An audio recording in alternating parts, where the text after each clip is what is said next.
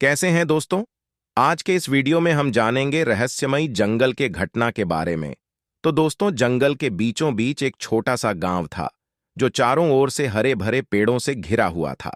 इस गांव का नाम था जोधपुर। गांव के लोग बेहद शांत और मिलनसार थे, लेकिन एक दिन गांव में एक अजीब घटना घटी जिसने सबको चौंका दिया। गांव के पास ही एक घना जंगल था जिसमें तरह तरह के जानवर रहते थे। गांव के लोग अक्सर वहां शिकार करने जाते थे, लेकिन एक दिन गांव के मुखिया रामू काका ने जंगल में एक अजीब आवाज सुनी। वे डर गए और तुरंत गांव वापस आ गए। उन्होंने गांव वालों को बताया कि उन्होंने जंगल में एक भयानक चीख सुनी है। गांव के लोग पहले तो हंसे, लेकिन जब कुछ और लोगों ने भी वही आवाज सुनी तो सब चिंतित हो गए। गांव में चर्चा होने लगी कि जंगल में कोई रहस्यमयी शक्ति है।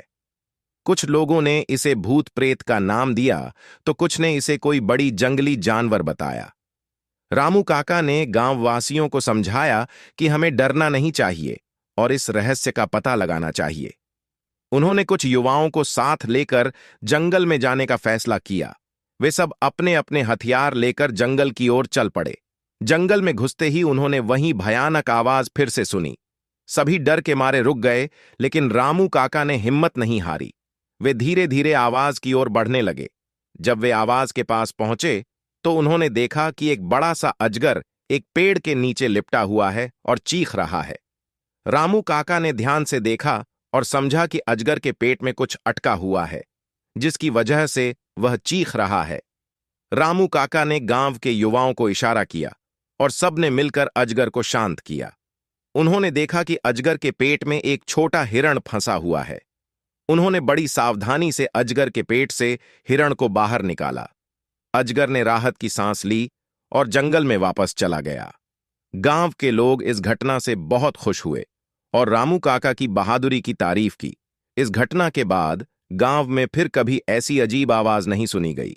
गांव के लोग इस घटना से सीख गए कि किसी भी समस्या का समाधान डर से नहीं, बल्कि हिम्मत और समझदारी से किया जा सकता है। इस घटना ने गांव वालों के दिलों में एक नई उमंग और विश्वास जगाया। उन्होंने समझा कि किसी भी रहस्यमयी घटना का सामना करने के लिए एकता और धैर्य की जरूरत होती है। रामू काका की बहादुरी और युवाओं की मदद से गांव में शांति लौट आई। इस घटना के बाद गांव के लोग और भी ज्यादा एकजुट हो गए। उन्होंने जंगल में जाने से पहले एक टीम बनाने का नियम बना लिया ताकि कोई भी ऐसी घटना फिर से न हो सके। गांव के बच्चों ने भी इस घटना से बहुत कुछ सीखा। वे अब समझ गए थे कि डर कर भागने से समस्या हल नहीं होती, बल्कि मिलजुल कर और समझदारी से काम करने से हर मुश्किल का हल निकल सकता है। कुछ महीनों बाद गांव में एक और घटना घटी। एक दिन गांव के किनारे पर कुछ अजनबी लोग आए। वे लोग बहुत भूखे और थके हुए लग रहे थे। गांव वालों ने उनसे बात की और पता चला कि वे लोग अपने गांव से भटक गए हैं और घर वापस जाने का रास्ता ढूंढ रहे हैं। गांव वालों ने उन अजनबियों की मदद करने का फैसला किया। उन्होंने उन्हें खाना खिलाया और आराम करने के लिए जगह दी।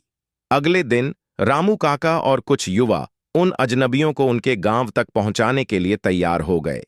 रास्ते में एक बार फिर से वे जंगल से होकर गुजरे। इस बार भी जंगल में वही अजीब आवाज सुनाई दी, लेकिन इस बार रामू काका और उनके साथी डरने के बजाय सतर्क हो गए।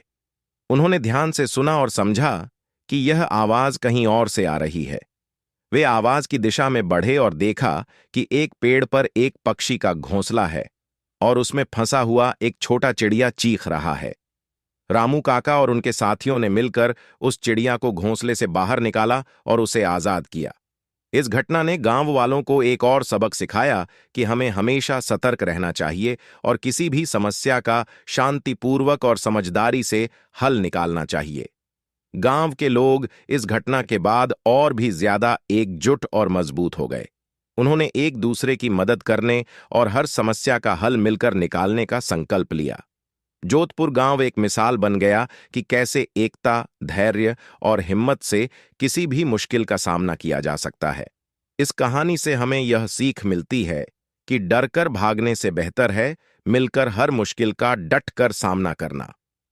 तो दोस्तों, कैसा लगा वीडियो? अगर वीडियो अच्छा लगा हो तो वीडियो को लाइक करें, चैनल को सब्सक्राइब करें और कमेंट में हर हर महादेव जरूर लिखें। तो दोस्तों फिर मिलेंगे कुछ ऐसे ही रोमांचक और मजेदार वीडियो के साथ। धन्यवाद।